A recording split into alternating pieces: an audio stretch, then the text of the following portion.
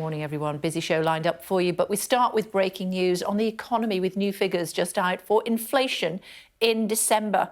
How's it looking? All important, of course, for those workers who are planning to go on strike. Paul Kelso is with us. Hey, Paul, good morning. Tell us more.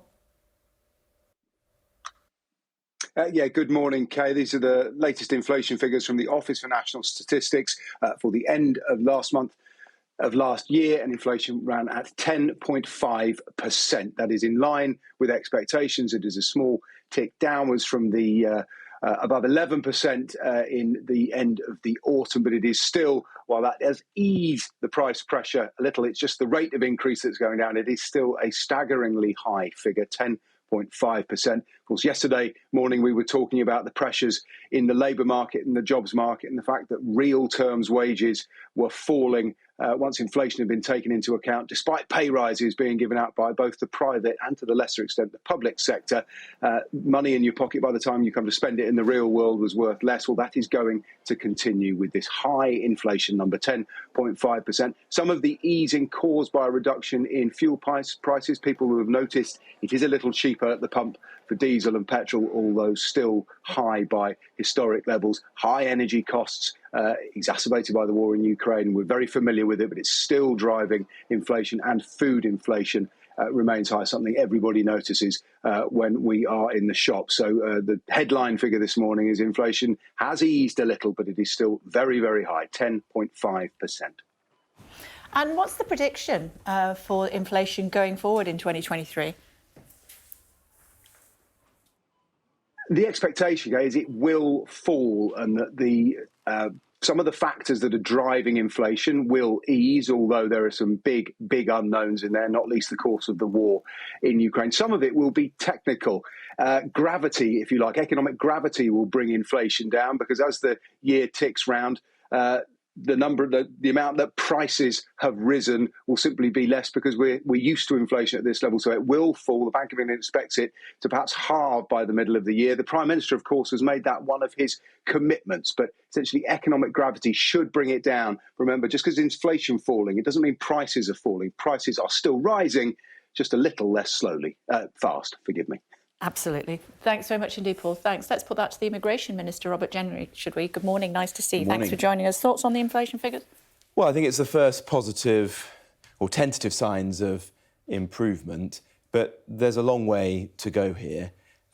We're seeing that there is an improving situation internationally as energy prices begin to fall, but I don't want to overstate how impactful that will be in the short term. And this is something that the government's clearly going to work very closely on and do everything that we can to contribute to the fall in inflation. That's why the Prime Minister made this one of the central 5 objectives of this government in 2023. The union leaders obviously will be looking at that very closely indeed as well. They're wanting to link pay rises to the inflation figure. Steve Barclay, the Health Secretary, writing in The Independent, suggesting that strikes could go on for another 3 months. Are you of the same opinion? Well, I certainly hope not, but that's really in the hands of the trade unions. We want to be as reasonable as possible. Steve Barclay and other ministers have been meeting with union representatives to talk to them, to see if there are ways forward, to discuss next year's pay settlement and set out our arguments on affordability there. But I think what you see with inflation today means that if the international factors are beginning tentatively to work in the right direction, the worst thing that we could do domestically would be to significantly increase public sector pay and then entrench inflation in the British economy and get into a kind of wage spiral that will be very detrimental to the economy. So we have to approach this with great caution, because inflation is the big evil.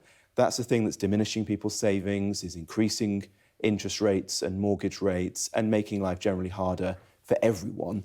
And so we have to approach these public sector pay discussions with that broader mission in mind, which is to bring down inflation by at least 50% over the course of this year. And to that end, you know, you can take on the rail unions, you can take on the civil servants unions, but, you know, when it comes to taking on the nurses, you don't have the support of the British people. And I've seen the banners that say nurses for life, not just for COVID. Well, we have great respect for nurses, of course we do. Well, give them more money then. Well, it's not always as simple as that in That's life, the argument. Kay, because what we have to judge is not only how can we motivate and respect nurses? And there is a serious challenge with retention and recruitment within the NHS. We have to balance that, however, with general affordability to the taxpayer. What can the NHS, with its record level of investment right now, afford? Secondly, the point about inflation, which is so critical to everybody in this country. And thirdly, how can we manage this in a sensible and appropriate manner? And the way that's done is through independent pay review bodies. And there was an independent pay review last year which concluded that nurses should get the pay rise that they have. We accepted their recommendations. It isn't independent, is it? It is independent. OK. Is it not presided over by the Prime Minister, and lots of government ministers are involved in deciding how much that money is? Well, government ministers play a role in it in that we submit recommendations and give a mandate to the independent pay review body, and we're doing that now for next year, the next financial year. But then it's ultimately for that group of experts to look at the evidence, to listen to the perspective of the workforce, of trade unions, of the employers, and come to a balanced judgment. Isn't it? Don't ministers tell that pay review body how much is in the pot? Well, we do say what's affordable, as you'd expect, because when any business or organisation considers how much it can afford to pay its staff, it has to work out what is in the pot, if you like. But they also take into account what's happening in the economy, where inflation is and is likely to be over the course of the year, and the particular challenges in that sector to do with recruitment and retention. And at the moment, the independent pay review body is gearing up to work out what it should be a fair settlement for the next financial year. And that's really our focus right now. And they will be taking account of the inflation figures. Should your focus not be on the 1st of February and the fact that that's a coordinated day of action? It is, absolutely. And one of my responsibilities as Immigration Minister is to keep our borders secure and allow passengers to flow through our airports as efficiently as possible. And so I'm working very hard to see that if that strike includes Border Force personnel, as it did over Christmas and New Year, that we have the right response. And I hope you and your listeners will agree that the response we put in place over Christmas and New Year was a good one. We used 600 Armed Forces personnel. 50% of Border Force staff came into work despite the strike action. And actually our borders were as secure as usual and flowed, if anything, better than they do on a normal working day. And so that's the kind of detailed work that I'm involved in right now, so that we can try to ensure the country works as well as it can on that day. But the key thing is that the unions don't proceed with those strikes, because all it's going to do... Well, they're going to. Well, that's a matter for them. It is. We can only prepare. But my message to them would be, think about the impact this is going to have on working people across the country and on the economy. We know that times are difficult right now. What we don't want to see is the economy harmed by, an act of self-harm by further strike action that makes it harder to get to work, to cross the border, and, of course, to get access to crucial public services. OK, Kemi Badenoch, let me talk about her to you, if I may. She has been writing there's an article, let's say, in the Telegraph today about transgender conversion therapy. She has said she's not actually written to MPs as yet, I believe, Tory MPs, but she wants the ban on trans conversion therapy not to criminalise parents. I'm not quite sure where she's going with that. Do you understand that? Yes, I do. We all support the abolition of conversion therapies, which are, malicious attempts to convince people to live lives outside of their gender. And so banning people from doing those kind of courses or interventions is absolutely the right thing. But this is a much more complex issue than perhaps it seems at first glance. What we don't want to see happen is parents, loved ones, teachers, people who want to provide support and advice to children put off or criminalised from doing so. If you're a young person who is trans or is thinking through the issues related to trans, it is absolutely right that you should be able to turn to your parents or trusted adults for support and advice at that time. And as a parent, it is absolutely right that I could provide that kind of advice and support to my child without fear of either being criminalised or there being some other sanction as a result of doing so. So the way in which this new law will need to be drafted is one which strikes that balance so that the malicious activities are criminalised and are consigned to history, but that well-meaning loved ones and trusted advisors to children can provide the support and advice that they need to do. Okay. And so the way we're going to handle this as a government is to do detailed pre-legislative scrutiny, which those colleagues in Parliament who are rightly concerned about how this will work in practice can contribute to, and then we will craft careful legislation in due course. We're not going to rush into this because I think it's a surprisingly complex issue which we need to treat appropriately. OK, we're almost out of time, but I wanted to ask you about David Carrick, that disgusting, disgraceful police officer who managed to carry out a significant number of rapes while he worked for the Metropolitan Police. My question is twofold. Who is responsible for him being allowed to stay in his post for 18 years? And should he have his pension removed from him? Well, on the second of those 2 points, the forfeiture of the pension is a matter for the Mayor of London, but we support his efforts to remove that pension, if that is indeed what he chooses to do. You know, this is one of the most egregious cases of police misconduct in the history of the Met, perhaps in the history of British policing, and this disgusting individual should not benefit from his years serving in the Metropolitan Police. There now needs to be a very detailed investigation as to exactly what happened and who might have known about this during his years of service. Sir Mark Rowley, who's leading the Metropolitan Police, is focused on that. The Home Secretary has met with him to get explicit assurances that he will be working now intensively to understand the events, how this could possibly have happened for such a prolonged period of time, and what we can do to make sure it never happens again. And then secondly, we've asked Dame Elish Angelini to do a comprehensive review for us about the culture in the police service, about vetting and recruitment procedures, why these cases of misogyny and prejudice seem to happen time and again, and what we can learn from that. And we're asking every police constabulary in the country to improve their vetting and recruitment procedures and giving them the funding to do so. There are other important pieces of work ongoing, like, for example, from Dame Louise Casey, who I've worked very closely with in the past, have the utmost respect for. And so I hope that this body of work that was ongoing even before we learnt about this disgusting case will enable change to happen finally in the Met and other police forces across the country. We must leave it there. Lots for us to unpick throughout the course of the programme. Thank you very much indeed for taking the time. Much appreciated. Thank you. Quick look at what the papers are saying this morning, starting with The Guardian. The Guardian leading with growing calls for an investigation into how the self-confessed rapist David Carrick was allowed to be a Metropolitan Police officer. Just hearing there from the Immigration Minister and the government feeling that it's up to the Mayor of London whether his pension is rescinded, but certainly the government would support that if that's what he so chose. The Mail reports that despite his crimes, Carrick may still be allowed that pension, not if it's anything to do with the Mayor of London. The Metro reports on industrial action across multiple sectors on the 1st of February, also talking about that to the Minister, as rail staff, teachers, university lecturers and civil servants across a number of government departments will all stop work. The Mirror claims that rather than pay nurses a fair wage, the government is offering £40 an hour to people willing to cross their picket lines. And the front of the Times carries a warning from the boss of the Food Standards Agency about the dangers of bringing cake into the office. It's apparently just as harmful as passive smoking. No, it's not.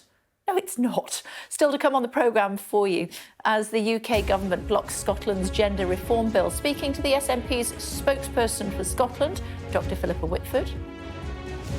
Labour's Shadow Attorney General Emily Thornberry with us at just after 8. And as further strikes are announced for train drivers, joined by the Secretary General of ASLEF, Mick Whelan. Well, as we were discussing there with the Minister, thousands of nurses across England are beginning a 2-day strike today over pay. These nurses' strikes are affecting 55 NHS trusts in England. Thousands of appointments will be cancelled, but chemotherapy, intensive care and neonatal services will all be protected. As it stands, nurses will strike again on the 6th and also the 7th of February. But before that, a big day of strikes on the 1st of February, which the Trades Union Congress has earmarked for a coordinated action involving over 100,000 civil servants, 70,000 university staff in the UCU, teachers in England and Wales joining an ongoing strike in Scotland. Over 23,000 schools will be affected on that day. And the RMT Rail Union is also staging a walkout. And if that wasn't enough, ASLEF Train Drivers Union announcing yesterday that they'll strike that day as well after rejecting the latest pay offer. Oof, goodness. Joining us now is Shimon. She's at a picket line at University College Hospital in central London this morning. Hi, it's good to see you. Tell us what's going on there this morning. Good morning. Well, strike action is due to start today around 8 a.m. But as you can see behind me, the picket line is starting to form shape now. This is going to be the second wave of strike action from the Royal College of Nursing. It follows strike action that was taken last year, and it's over pay and working conditions. The Royal College of Nursing Union says that nurses' pay hasn't risen in line with inflation, and because of that, nurses are struggling, and it's having a huge knock-on effect to patient safety as well. The General Secretary of the RCN said that this strike action is taking place with a heavy heart. I'm actually joined now with a nurse that is going to be on the picket line this morning. Anna Swift, you've been a nurse for over 25 years, haven't you? Why have you decided to take strike action this morning? I think Pat Cullen says it really well. We take strike action with a heavy, heavy heart, but a clear mind about what we want to achieve. We know that patient safety is at risk every single day. We are short-staffed, we have low morale, and it's not just about the pay, it's about the unique contribution that nursing makes to patient care throughout their journey, whether it's at diagnosis, whether it's at the emergency department, whether it's at the end of their life. Nurses are integral to what we do as a healthcare system, and we can't go on like this. It's time to take some action to say we need better pay, we need better conditions, and it is all about our patient safety at the end of the day. And you've been a nurse for 25 years. In that time, what's changed? What's driven you to the picket line this morning? I think it's the pressure. I think it's really fascinating that over COVID we worked so hard, so incredibly hard, but we all had a single goal and a single purpose. It feels like that's all gone, and it feels like people are being disingenuous to our profession. And we are so, so important. What we do, nobody else does in the healthcare service. Nurses are integral to what patients achieve and what we can do. Perfect. Thank you very much for sharing that with me, Anna. It is a bitterly cold morning, but we are expecting dozens and dozens of nurses to turn up today for strike action. They say that the government need to get around the table to discuss pay negotiations. OK, thank you. Cutting back on alcohol, meeting up with people and regularly challenging your brain are among 12 recommendations to reduce your risk of developing Alzheimer's. A new study by the Alzheimer's Research UK suggests following what they call a brain check-in, it could cut cases in the UK by up to 40%. Here's Saba with more. Ian's battle with Alzheimer's lasted 9 years. Papa pushing you along, Campbell. Papa pushing you along. At first, the changes were subtle, but very quickly, his family noticed things went from bad to worse. You see the person you knew just disappearing in front of your eyes and losing different aspects of their personality, their ability to socialise, eventually, in Dad's case, his ability to speak. Now, 2 years after Ian's death, Stuart has often wondered whether his fate will mirror that of his father's. Got a bit of a fan club coming. So he's taken matters into his own hands. For Stuart, running isn't a choice. It's a necessity. This is a cheer from Emily Roberts. Woohoo! From park runs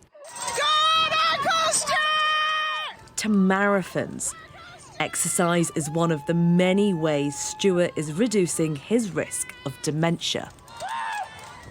That's according to a new health checklist by Alzheimer's Research UK.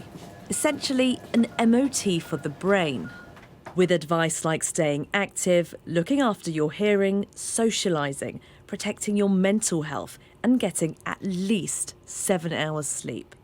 Around 60 to 70% of your risk is due to genetic factors, things that you've inherited, but 30 to 40% of your risk are things that are potentially modifiable during your life. For Stuart, the guidance is gospel. It's very much worth doing that when you consider the heartache and the devastation that Alzheimer's and dementia can bring. The advice from the Lambie family, take it from someone who knows. These small steps can have a big impact. Sabah Chowdhury, Sky News. Taiwan is worried China may use force against the island in the coming years in an effort to distract from President Xi Jinping's domestic issues and to cement his legacy. Speaking to Sky News, Taiwan's foreign minister said a Chinese invasion is now more likely than it was a year ago.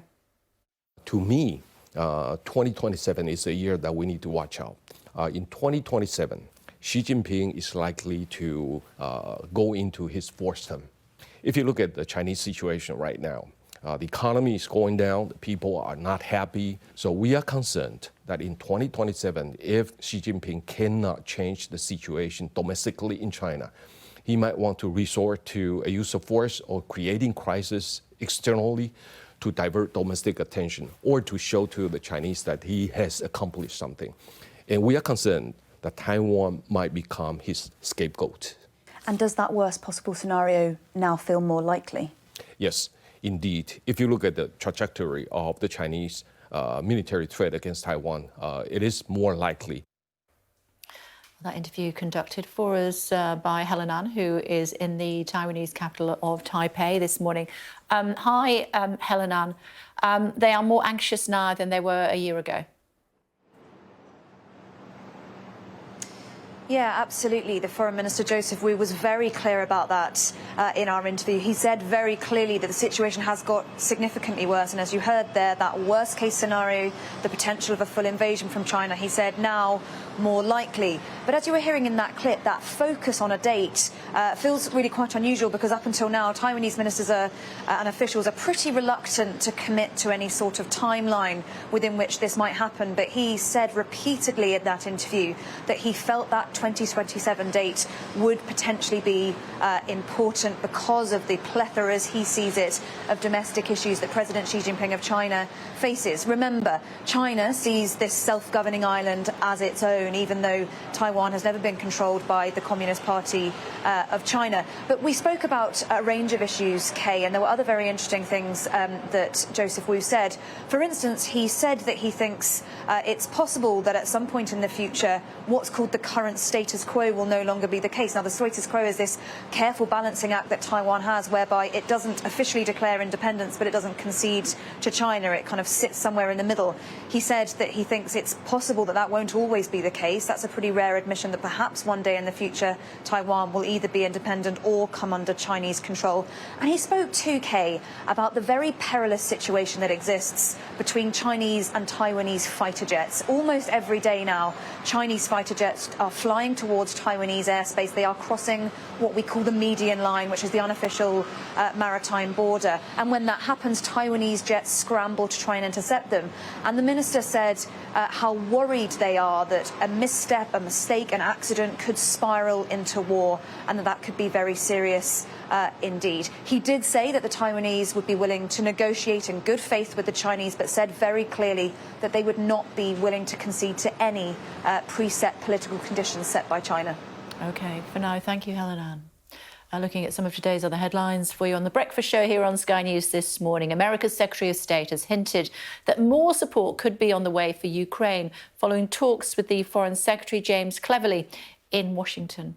Speaking at a joint news conference, Antony Blinken warned that Russia's war in Ukraine is likely to go on for some time, and now is the moment to ramp up military aid. It starts with their own courage and resilience, but it's certainly been strongly supported by our two countries and many other countries, and we continue to adapt along the way. Now, all of that totals, on the part of the United States, some $25 billion in security assistance to Ukraine over less than a year. And I would anticipate that you'll hear more announcements in the days to come. There'll be a meeting again at the end of the week of the so-called Ramstein group that Secretary Austin put together to make sure that we're coordinating security assistance among many countries. So stay tuned for more on that. And the Russian Foreign Minister Sergei Lavrov is holding his annual news conference this morning at 8 o'clock UK time. We're going to bring that to you and find out what the Russian Foreign Minister has to say about all sorts of things, including, I'm sure, the war in Ukraine. So stay tuned for more on that in the 8 o'clock hour here on The Breakfast Show. Meantime, British tech company Open Bionics, which is creating 3D printed bionic arms for amputees, has fitted 2 wounded Ukrainian soldiers with the technology. The company is working as part of a wider mission to deliver prosthetics to amputees from war, as well as rehabilitation and counselling at a hospital in Lviv called the Superhumans Centre. Billie Eilish has requested a restraining order against a man who allegedly broke into her home earlier this month. Legal documents say a 39-year-old man allegedly turned up unannounced and uninvited at the singer's childhood home multiple times in the last few weeks. She said this has caused substantial anxiety, fear and emotional distress. The world's oldest person, a French nun, has died at the age of 118. Lucille Randon was born in 1904. She took the name of Sister André when she joined a Catholic charitable order in 1944. She survived 2 global health crises, Spanish flu in 1918 and, of course, COVID over the last few years. Sadly, has now passed away. May she rest in peace. The Met Office has issued a number of weather warnings across the UK as the cold and frosty conditions continue to bite. Look at these pictures of snow along the coast in Cornwall that may have melted by this morning, with rain forecast for overnight in the country. But yellow weather warnings are in place for snow and ice across large areas of the country. Let's get more, should we? Kirsty standing by for us this morning. It's been flipping freezing the last couple of days. What's going to happen over the next couple of days? Morning, Kay. It stays pretty cold for the next few days. It will gradually turn milder this weekend, but it takes some time. The milder air gradually coming in from the northwest, so parts of the southeast, for example, will stay pretty cold throughout the weekend and see an increasing risk of fog and freezing fog. But that's a few days away.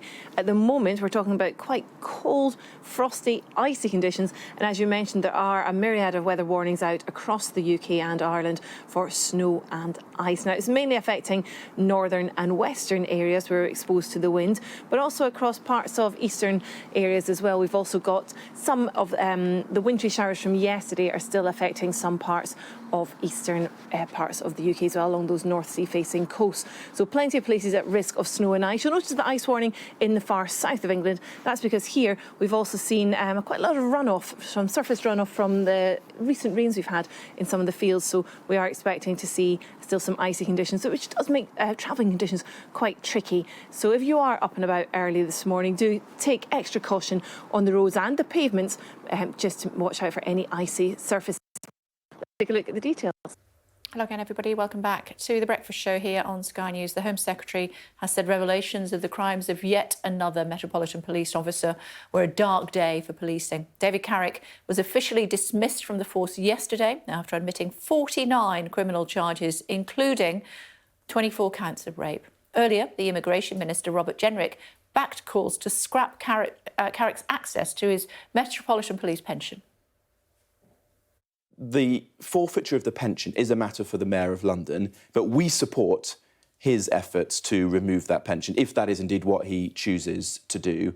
You know, this is one of the most egregious cases of police misconduct in the history of the Met, perhaps in the history of British policing, and this disgusting individual should not benefit from his years serving in the Metropolitan Police.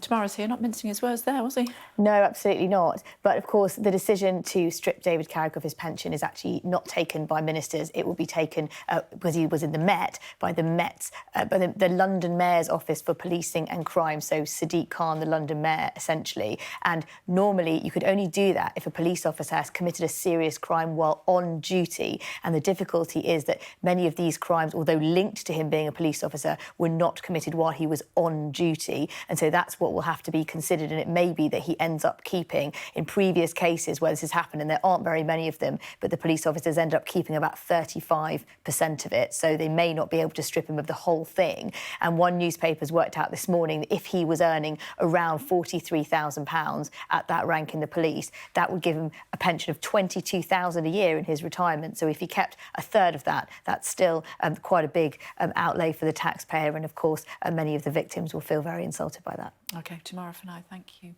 Let's get more now, should we, on that story. One of Carrick's victims told us he was manipulating evil and had boasted of protecting Barack Obama and the Queen.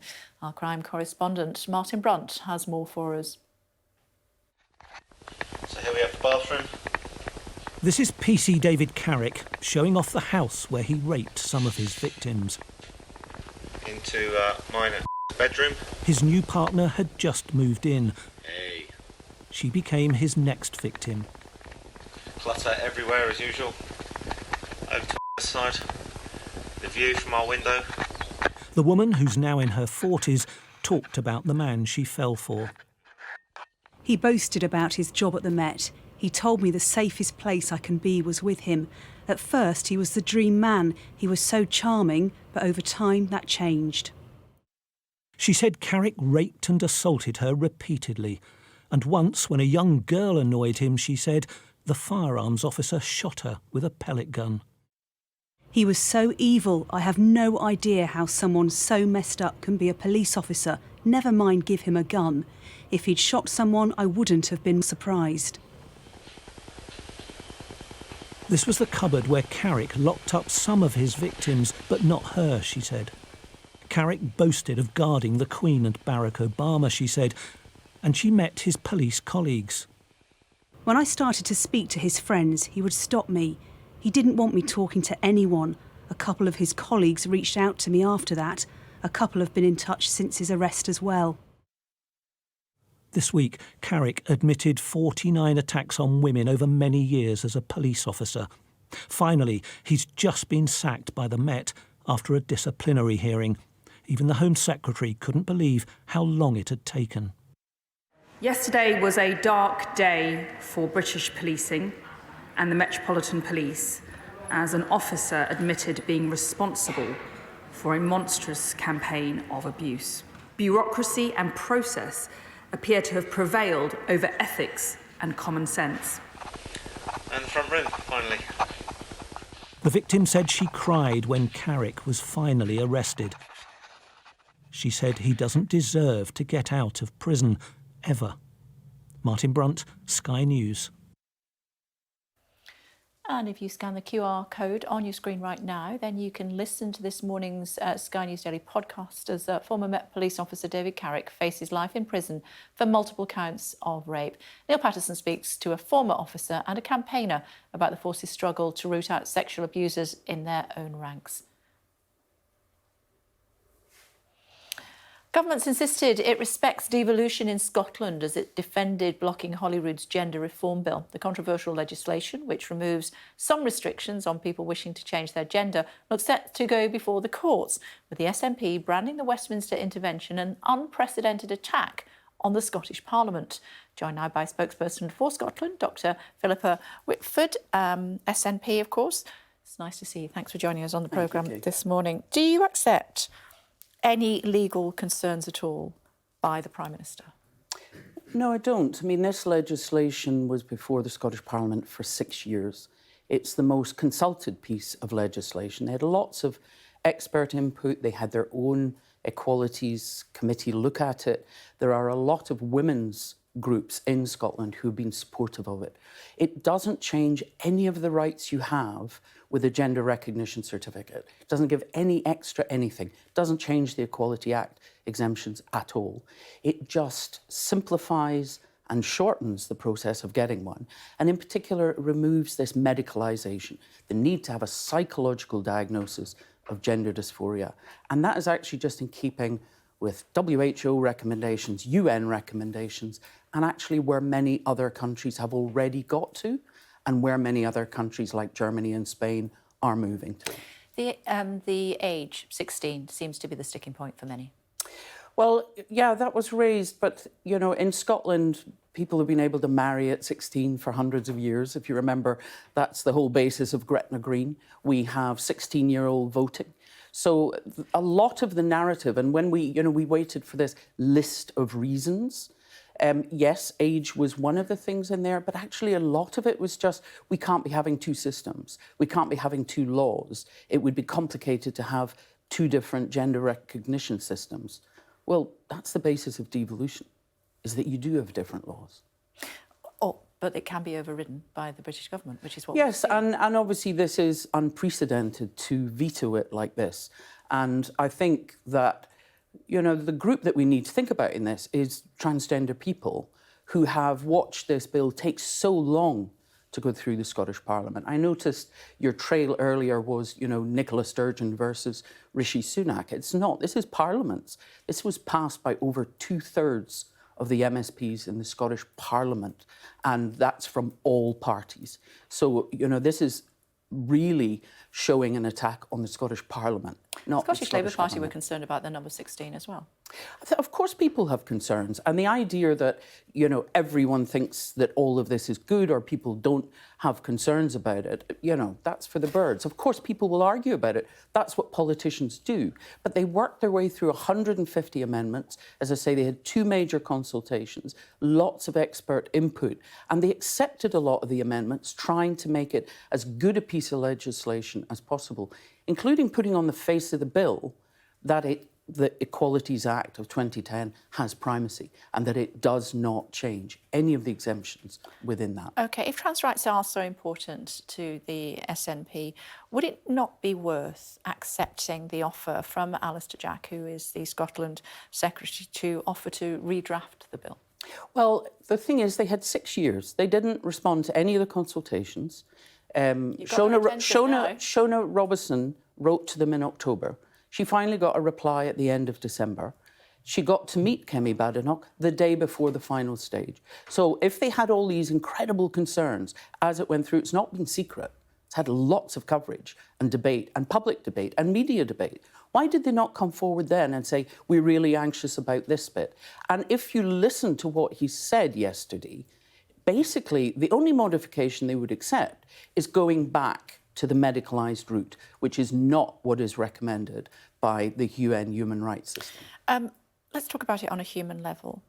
Does this not open up vulnerable young people to assign their own gender when they might not be 100% sure? Well, obviously within that, it's a longer waiting time. It also has kind of other protections in, you know, who they've consulted, who is supporting them in their family, etc., to look at this. It's still not going to be a terribly quick process for a young person. And there is very much that they need to look at that. But if you talk to people who are transgender, it's not something that they just choose to do at a certain age. It's something they have felt usually their whole lives. And the younger people they consulted with didn't want to have the opportunity to access that taken away from them. And that's why the age has dropped. And, you know, as it has for many other things. Talk to me about what would happen if, for example, someone was born as a man, identified as a man, or was born as a man, but then wanted to identify as a woman in Scotland, came to England, fell foul of the law. Which prison would they go to?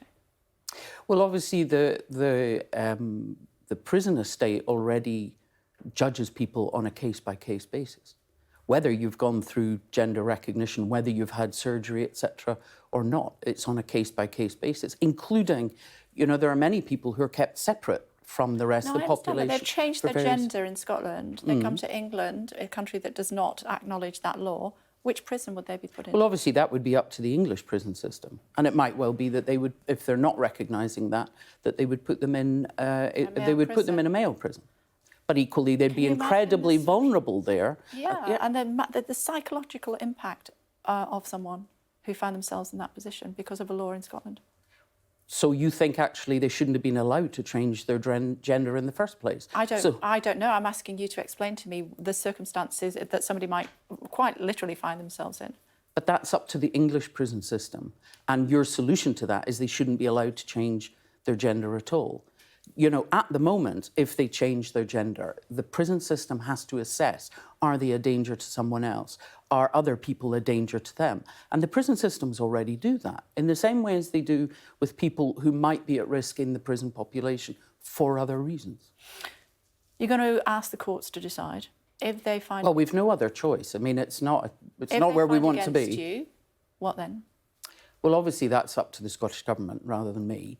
But we will be fighting that hard in the courts. And, you know, if you look at it, gender reassignment, gender recognition is devolved. So it's not beyond competence. That's already been ruled on in Scotland.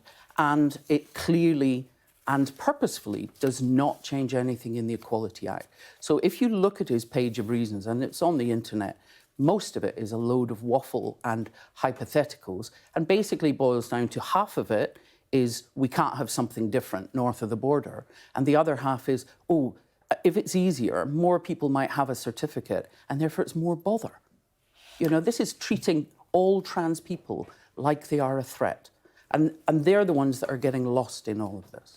What's the relationship like between Holyrood and Westminster at the moment? Well, I don't think it's great, obviously, after yesterday. Clearly, Rishi Sunak, at least, was open to speaking to our First Minister, unlike the former Prime Minister who wanted to ignore her. But I don't think this helps relationships at all. This is clearly a devolved matter. As you'll be aware, we're starting to work also today on the retained EU law bill. And a lot of the things that will be struck down are things that are also within devolved competence. The Scottish Parliament hasn't given consent to that because, frankly, it's a dangerous piece of legislation that could allow standards, safety standards, to just fall away without being reviewed. And some of those are actually devolved areas, and they're not working in partnership. They should be bringing the ones they specifically want to change and debating that. Sounds like we'll be talking quite a lot over the next few months. It's good to talk to you. Thank you very much indeed. Thank you very much, Much Kate. appreciated. Thank you. Time for a look at some of the images that have caught our eye in the papers this morning, particularly like this one. 5-year-old boy's dream came true this week after Durham Police. We'll tell you about that. Actually, I'm looking at this one to start with. Let's do this one to start with, should we? This, how much do you think this podium cost? £4,000. £4,000 is what Liz Truss decided a podium was worth in order to make her first speech as Prime Minister. Interesting, isn't it? £4,175 to be precise. Now let me tell you about that little boy. Here we go. Here he is. He wanted to be a police officer when he grows up.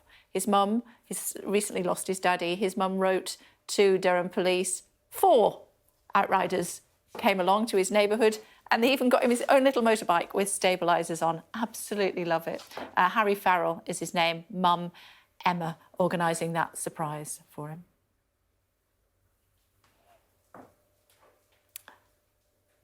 Now, if you were up early enough in Scotland this morning, you may have seen a pretty impressive display up in the sky. Take a look at this. There you go. Aurora Borealis. Some people go to Iceland or Lapland to try and see that. If you're up in Scotland, you could see it for yourself. Aurora Borealis, more commonly known as the Northern Lights, and they were filmed by a couple travelling home from Unst, which is part of Scotland's Shetland Islands. The green waves caused by something called coronal mass ejection, a large expulsion of plasma and magnetic field from the sun's surface, and it catches the pollution in the sky, and that's what happens. Clever, huh? Now, the government's plan to set minimum service levels during strikes in key public sectors is now making its way through Parliament. They say the legislation would keep the public safe. Labour and the unions argue it would stop some workers ever striking, with some even arguing it breaches international law. It's a complex issue, but here to give us some insight is employment law specialist Melanie Stancliffe. Hi, it's good to see you. Thank you so much for taking the time to join us. There's a lot of talk about what the government is trying to do with a minimum number of workers having to work if a strike is called. The Business Secretary says the government defends the principle that workers can withdraw their labour. Is that your your interpretation of the situation? Not really. I think the way the law will work, if it becomes law, will be that individuals who wanted to strike, who voted to strike, could be told, no, you have got to work. And that will come from their union, because their employer will tell their union, we need these people to do this job to ensure the minimum service. OK. Quite often when government ministers are sat there, they say to me, this is the situation in other European countries, including Spain and France. Is that the case? No, it's not. In fact, the legislation's never been used in France that does the same thing. So even though we perceive that France might have lots of strikes, they don't use this in the same way. OK. Should the government, in your view, continue with the legislation, given your expertise? I think the legislation will guarantee or will bring in a minimum service level, but it's just a minimum. And that is the problem, which it doesn't resolve the underlying dispute, and it doesn't ensure that individuals get the appointments that they need in the NHS. It doesn't ensure that everybody can get to work. It perhaps means one train an hour from certain places. So I think the better thing would be to look at resolving the underlying issues. What are the rights currently? The current position is that an employee who votes and has a ballot that's a properly organised ballot, if they vote to go out on strike, they can go out on strike and they're protected if they're dismissed for that. But that will change. They will lose that protection from dismissal if they go out on strike and flout an order from the employer to provide work. So does that mean if, say, an ambulance worker refuses to go to work when he or she is told to, they can be sacked? Any employer could sack somebody at any point. The question is, do they have protection from unfair dismissal? Yeah. And under this new law, they could lose that protection if they've been given this work notice and then they flout that. There's also implications for the union, because the union has to take reasonable steps to make sure their staff, their union members, are attending if they're named in that notice. OK, and how about agency workers? How can they be used on strike days? I think it would be the backup plan. There's obviously issues about people having the skills, the experience, the expertise to deliver the service that's needed. In some industries, we already have long vacancy lists. We have shortages, and it's very difficult to get the staff to perform the roles we need. Do you think, given your expertise, it's fair and reasonable for the government to bring in this law? I think this law, whatever it ends up looking like, will be tested. We know that the House of Lords are going to look at it very closely. We know that there are unions who are already mounting legal challenges. There are issues about whether it flouts the right to assemble under the Human Rights Act. So I think that there will be litigation that follows. And I don't think the issue will be whether it's fair. The question will be whether it's legal. OK. Good to see you. Thank you very much for coming in and explaining that to us. Very complicated, isn't it? Thank you. Now, the Prince of Wales has revealed his love of steaks when he joined a cooking class for young carers. Here we go. Prince William wore an apron and met some of those to try to talk more about the charity Together as One, which was founded almost 25 years ago to tackle gang violence in Slough. It comes during a difficult period for the royal family, with Prince Harry making a series of damaging allegations in TV interviews and his recently published memoir, Spare. Apparently, the whole point of the charity is for conflict resolution.